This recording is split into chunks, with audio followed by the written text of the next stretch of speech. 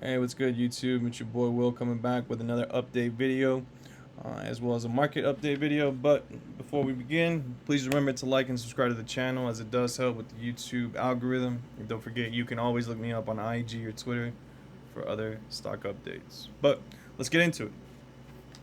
So as you guys see today, AMC had a relatively red day. Looks like we were down 1.64% or down essentially 61 cents. We gave back 61 cents. Aftermarket, it looks like we're down 0.14% or down another 5 cents. So the total so far for the day is going to be 66-cent loss from where we opened or where we finished yesterday, right? Looking at the price action and the intraday or 1 day, not really giving us a lot of info that we can essentially feed off of. So like I always tell you guys, when in doubt, zoom out. Let's go out to the 5-day look. And now we can see our trend line that we've already previously established as of last week. And we have respected that line very well, even on a red day like today. As you guys see from the open, we did spike up to 38.70 before essentially giving most of that back or all of it back, and then at the end of the day falling off. However, on a positive note, we did rest or respect again this line of support, which is a really good thing. You definitely want to see that, and I'm going to get into why. This is a really good sign here because when you're looking at charts and when you're studying patterns, one of the things you always have to allow the chart to do is to show you what it wants to show you. Don't force yourself to see things, right? Um, you got to remain open-minded in that sense, right? So that you don't force something that isn't necessarily there per se, right? So again, that's trading action for today. Looking at the open market, as you guys see, it was a red day once again. But that's not a big thing because again, we already understand the dynamic of a red day. That means everything's on sale. So for us, red days are good days because that means you're going shopping. If you're not invested in the market, or you're wanting to start a new position, or you're wanting to look at some new companies to buy into, or open a couple shares here and there to establish your positions, you would definitely want to do that on a red day because again, that's the market's way of saying, hey, I'm on sale. If you want to buy it, here you go. But let's get into what I wanted to talk about today. So for today specifically, I'm going to start off with something called an ascending triangle. An ascending triangle is a chart pattern used in technical analysis. It is created by price moves that allow for a horizontal line to be drawn along the swing highs, and a rising trend line to be drawn along swing lows. The two lines form a triangle. Traders often watch for a breakout. So what that means is we're looking for essentially this situation here, where stock goes in, bounces up and down, higher lows, steady highs, and then at the end, when you get toward the end of that triangle, you usually get a rip. Kind of similar to what the double bottom situation was, where you hit twice and then you get a rip. Well, this is called an ascending triangle. So earlier when I was reviewing the chart, I did actually notice that we have officially formed an ascending triangle. So I think it was on this one, yeah. The 1 hour is the one that best saw it. So if we take my cursor and go from the top of this green bar here, and we're just going to draw it just to show what I'm talking about. And we're going to draw a horizontal line, and we're going to go right here. And then we're going to mark this triangle even better so you guys can visually see it. And we're just going to mark another trend line. And we're going to go from this bad boy here, and we're going to go straight down. As you guys can see, now you clearly see a ascending triangle, right? And we're essentially about 1 trading day or maybe 2 trading days away from reaching the tip of that triangle. Essentially what this means, or what this pattern usually that forms signifies, is that at the end, when you reach the end, you get a rip to the positive side, right? In our case, we would be hoping that this rip would bring us anywhere above this 49.86 line of resistance so that we can continue climbing into our next channel, which we had already as well previously discussed. The goal is to get above the $50 channel, into this middle of $50 channel, consolidate here for a couple days, build a nice support, maybe somewhere in the 60s or high 50s, before we get a rip to the positive again over the $65 point of resistance. Again, labeled here by the touch points back here, labeled here on the touch points back here as well. So these channels have been printed for us so that we know where we need to go. It's just getting the stock there. But again, based on the price action so far, we have really positive momentum going into this. Now that we have clearly seen this triangle that is formed for us, it gives us even more positive sentiment to believe that that will happen.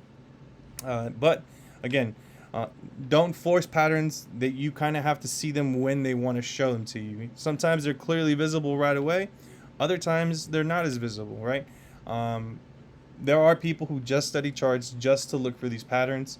That's not something I'm into. I'm more of a swing or momentum trader. I base my trades that I make based off trends, based off news, based off volume, following the money essentially, right?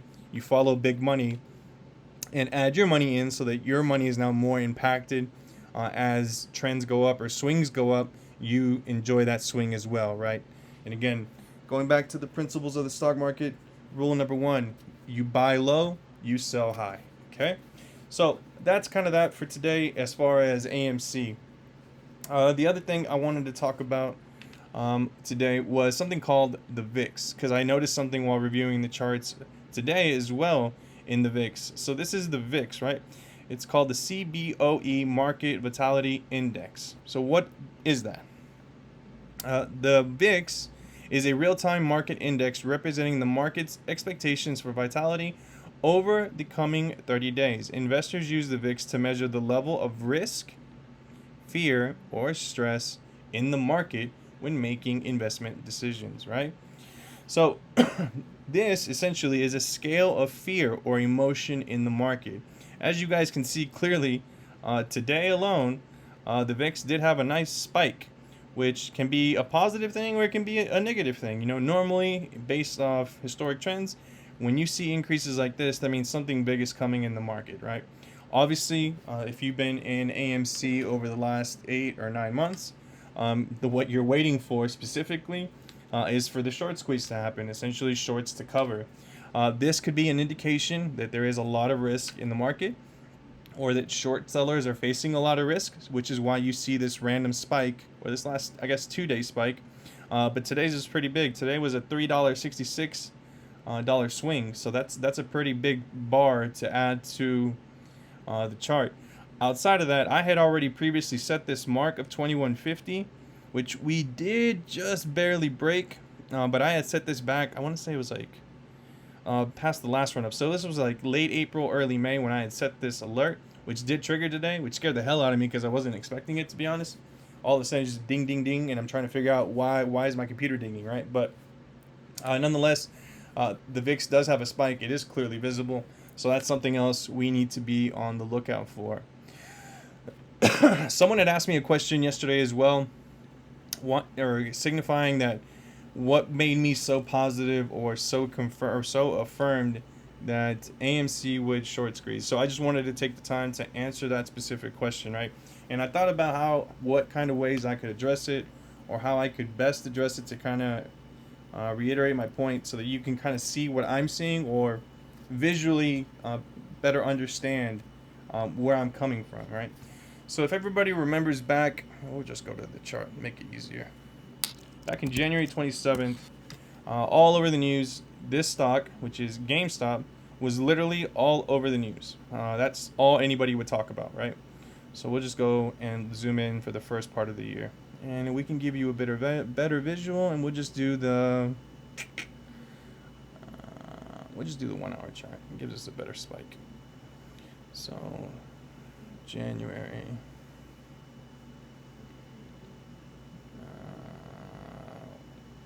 Custom time frame.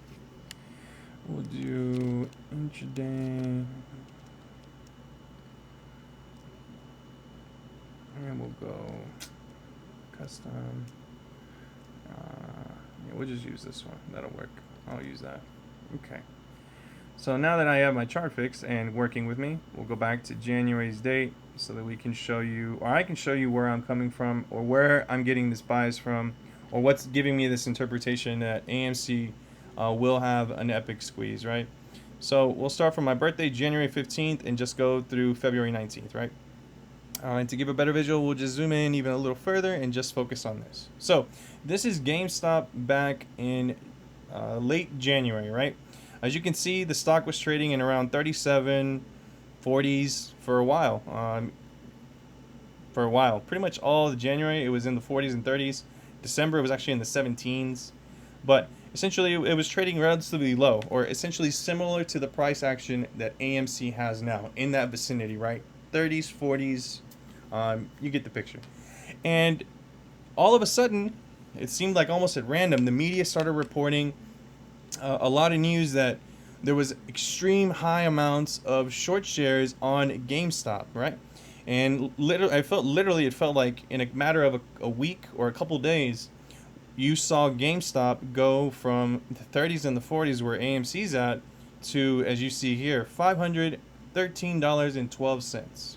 Well, now that we see that visually and we understand this was a short squeeze, this was a short, specifically Melvin Capital, who's been all over the media as well if you've seen the congressional hearings or if you've been paying attention to finance news. Melvin Capital was the hedge fund that got squeezed. They were holding a very large position of short shares on GameStop. When the media started reporting on it, Melvin Capital literally got scared because they were going to get pushed to a point where they could have essentially collapsed. If you remember, the big incident that happened in January 27th was Robin the Hood turned off the buy button. Essentially, you could not buy GameStop and you could not buy AMC. Out of nowhere, you just couldn't buy stock. No explanation, nothing. Later, there were congressional hearings that there were capital requirements that weren't met and a bunch of excuses, right? As you very well know, there are still cases going on for Robin the Hood. They have, I think it's 15 lawsuits against them. That it isn't looking good for Robinhood nonetheless, because again, what they did was illegal, in my opinion. It's not right. That event alone is what triggered me to remove most of my money from Robinhood. The only thing I'm still holding at Robinhood are option contracts, and as soon as those options expire, my money's going out the door, and it's going to go to Thinkorswim, Charles Schwab, or Webull. Those are the only places I'm going to hold money from now on. But again, you can do your own research on that. You can make your own determinations on opinions. This is not financial advice. I'm just telling you a story so you have a better idea where I'm coming from. So, as you see, GameStop rose all the way to $513 because Melvin Capital got short squeezed. Essentially, they lost so much money, they lost 49% of their total funds capital. So if they had 100 million, they literally lost 50 million. But remember, it's a hedge fund. These people aren't dealing in millions, they deal in billions or more, essentially. So they essentially lost half of their fund just on one play in GameStop. Well, let's compare. Since we know these facts, let's compare. So what are some things we can compare when looking at GameStop and AMC? So first of all, we knew there was a short position open, right? So previous short, as you can see here, 8 million shares. But I want you to pay attention to the float. Float means how many active shares are out or available for that company. Essentially here, where is it? Outstanding shares. 71.8 million shares is what's available to buy for GameStop. So let's compare that to AMC. 513 million shares. The short position, we can actually go and look historically at what the short position was that was held. I believe it wasn't some astronomical number. It was, I want to say 7 million, or it was essentially 140%, right? But you always have to remember it's 140%, but they only have 71 million available shares. Whereas to AMC has 513 million shares. And right now there are 85.85 million short shares sold. Even GameStop still has short shares available, but they only have 7 million, right? So there's a big difference there. You're talking billions of dollars, essentially 1.23 billion compared to 3.18 billion, right? But here's the other thing too. One of the things we can continuously track is if shorts are increasing or decreasing their positions. So I'm going to point a couple things out to you here that I noticed as well. This is for quarter 3 reporting as of August 17th, which was yesterday. You see here a 48% increase, which Citadel Advisors, this is Ken Griffin's hedge fund, went from 5 million short shares to 8 million short shares. If we were to listen to the media or to anybody on social media that says the AMC is a joke, it's never going to squeeze, why would a short increase their position in a short position when they know the higher this price goes up, the more money they're going to lose? Well, I mean, you can look at this chart and tell me you can see exactly what's been going on for the last 3 months. Just 3 months alone. If we only wanted to focus on the last 3 months, look at May. We hit a high of 72.62, and since then, now that we can see that the shorts have been increasing their position, this downdrift now makes more sense. We essentially gave up 45% of this $72 gain. Half of 72 is 35. We went down to the 30s. They increased their short position by 3 million. We have this one increasing it by 6 million. So just in these two alone, that's 10 million short shares. Well, do the math. Let's say they bought those at 50. Well, that's millions more of dollars that have now been put into a short position. But as you can see, it's not just one company. There are a multitude of short sellers that are actually piled into AMC to the tune of millions and millions of dollars. Look at this. $773 million in short shares for AMC. 805 million. I mean, this is a significant amount of money. And that's not the only thing. This is just what we can see that's reported to us. There are something else called naked short shares, right? For that, I'll give you the briefest explanation I can give you possible so that you fully understand what I'm saying. When you openly trade in the open market, you essentially hit the buy button. You send your order to whoever your broker is, which in this case, let's say it's Webull. So when I hit the buy, I send it to Webull. Webull then goes, okay, let's send it to a market maker, right?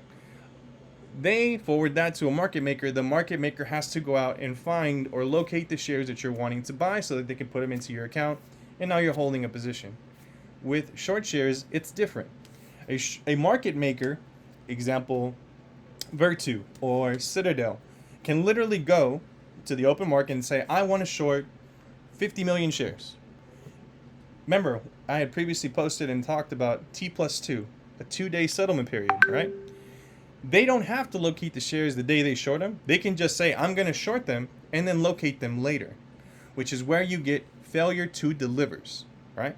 Now, in failure to delivers or naked short shares, that number is unaccounted for. We don't know how many failure to delivers or short shares are totally out there in the open market, which is why we have confirmation of that too, because the hedge funds have been stretching this out for months now. This has been going on since January, essentially. January 27th is when this all started. When they turn off the buy button, this is when we figured out they're holding short shares. We don't know the short volume amount. We don't know the position size, but we know they're holding them. If it wouldn't be that way, it would have never squeezed in January. Even when they try to bring the price down back to the 5s, the 2s, $5, $2.90, it would have never squeezed again to 72 had they closed out their positions, right? Greed, ego is what comes into play here. Remember, the stock market has a lot of emotions. That's why it's important for you to control yours so you don't make the same critical mistakes. Their ego got in the way. Their pride got in the way, and they said, no, we're not going to close out a short position. We can still make money on this trade. And instead, as the proof shows, and the proof is in the pudding, guys, they increased their short positions. And by increasing their short positions, the only thing they tell people like me and anybody else who studies these numbers or stats is that the short squeeze is still on. It's not done. It's still to be determined how high this is going to go. You hear all over Reddit, social media, Twitter, MOAS. MOAS stands for Mother of All Short Squeezes, because this is predicted to be the biggest short squeeze the market has ever seen. Because again, we know for a fact, reported, it's in the billions, but you still don't know how many naked short shares there are out there that were never accounted for, that these guys still shorted to try to bring that price down essentially 50% is the best they could do, and they've already invested millions and billions into this. Specifically, here we go. Melvin Capital among hedge funds losing $6 billion on the meme squeeze. Remember, this is only from June 10th. This is the oldest article I could find. I wanted to get an updated number, but I don't know why it's not pulling, but just from June 10th, from January 1st to June 10, 2021, $6 billion. And their portfolio decreased by 49%. So much that actually Citadel had to loan them money to keep afloat. That was actually reported in January too. I'll find the article later and I'll show it to you guys. But Citadel, Kenny G, actually lent Melvin Capital $5 billion to remain afloat, I believe, or to cover the loss. But again, so to answer that question for the person who asked me, how do I know, or why am I so convicted that this is still going to happen? This is why. Numbers don't lie. They just tell you a story. You just got to figure out what it's trying to tell you. But at the end of the day, study, learn, understand fundamentals, understand technicals, and apply it, and the charts won't lie. They'll actually tell you a better story than you could have ever imagined and give you multitude of opportunities to make money. And here we are, guys. Again, we're on this positive momentum ride. Closing today right on that support line, respecting it once again. Almost at the end of this ascending triangle. If this ascending triangle turns out to be true, what we can expect is we could have a good, I said neutral day tomorrow, maybe consolidating a little bit, and then hopefully a rip, or we might just open and straight rip. We don't know, but we're going to find out. That's part of the fun. Anyways, I think you guys get the point of the video today. I'll leave it at that. Remember, guys, if you have comments or questions, leave them down below. I'll be happy to address them. You can always hit me up on Twitter or IG as well. Otherwise, I'll catch you guys in the next one. Deuce.